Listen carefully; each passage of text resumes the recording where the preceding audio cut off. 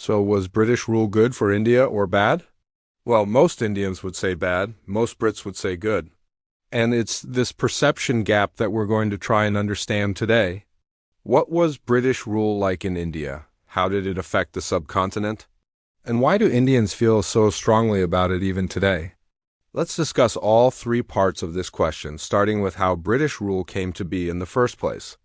Before 1757, large parts of India were ruled by local kings and queens and nawabs. But that year, the Battle of Plassey happened. The British East India Company beat the Nawab of Bengal and got control of Bengal, Bihar, and Orissa.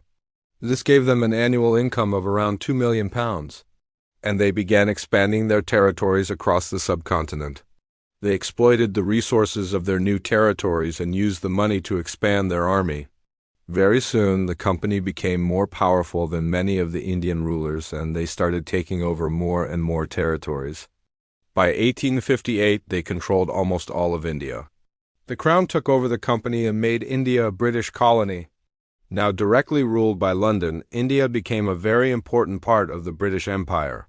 They extracted raw materials from India like cotton, linen, jute, tea, coffee, indigo, and opium. They also forced Indian peasants to grow cash crops and buy British manufactured goods. A lot of the wealth generated in India was sent back to Britain. In fact, between 1913 and 1914, more than £600 million were transferred from India to the UK. This was probably the largest forced transfer of wealth in history. The British also invested some of that money in India, building infrastructure like railways, roads, and post offices. They introduced the English language and the English education system to the subcontinent. But they also exploited India for cheap labor, forcing Indians to work long hours in poor conditions. They introduced the English criminal justice system, which was biased against Indians. And they also encouraged social reforms like widow remarriage, which were not necessarily popular at the time. In the late 19th century, there was a famine in India. Millions of people died due to a combination of factors like droughts, famines, and British policies. This led to protests and rebellions like the Sepoy Mutiny. After this, the British became more cautious. They kept changing their policies and they kept trying to win the loyalty of Indian rulers and the Indian people. The 19th century also saw the rise of Indian nationalism. Leaders like Dadabhai Naoroji started demanding more representation in the British Parliament. Others like Gopal Krishna Gokhale wanted a bigger voice in the Viceroy's Council. Some others like Bal Gangadhar Tilak and Lala Lajpat Rai openly demanded independence for India. By the early 20th century, the Indian movement was growing rapidly. Protests, strikes, non-cooperation movements, civil disobedience, they were all becoming more and more common. Finally, in 1947, India got independence. Now let's come to the big question, was this rule beneficial for India or not? Well, before answering that, let's understand what the British themselves felt about their rule. You see, the British had a peculiar relationship with India. On the one hand, it was an extremely exploitative relationship. The British squeezed India to build factories in England and make that country richer. The British also enjoyed great political power in India.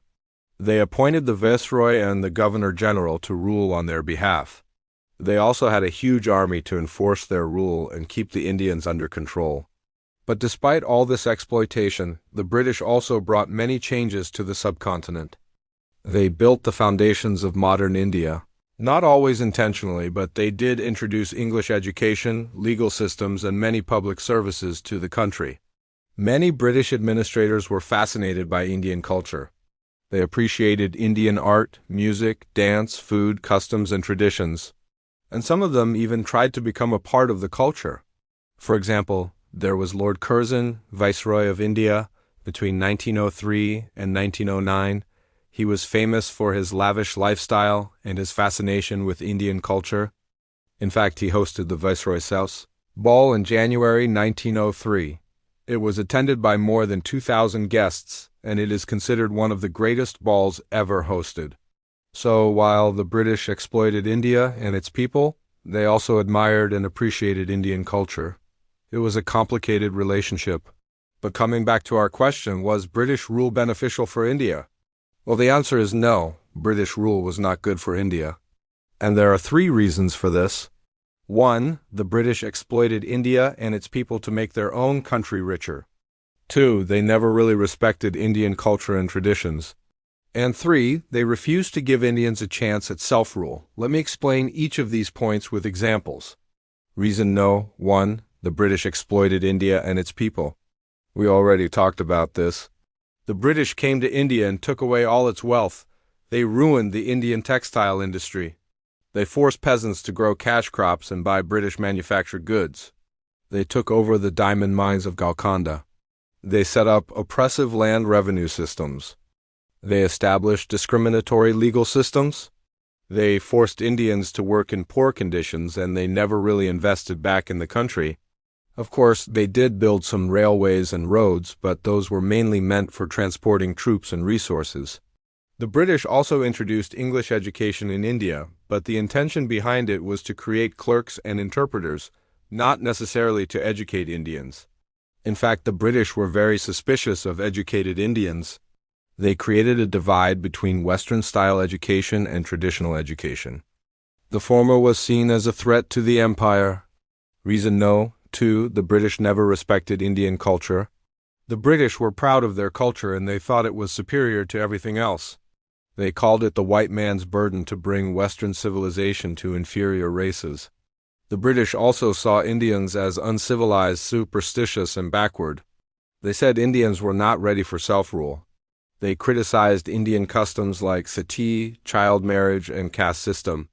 They tried to replace traditional education with Western education, and they tried to convert Indians to Christianity. Today, India is a secular country with people following different religions and different ways of life. But during the British Raj, missionaries were told to convert Indians to Christianity, and they played a significant role in converting some tribal communities. And finally, reason no. 3. The British never gave Indians a chance at self-rule. They refused to acknowledge that Indians could govern themselves. They said Indians were incapable of democracy. They believed that the British were superior and that they had the right to rule over other countries.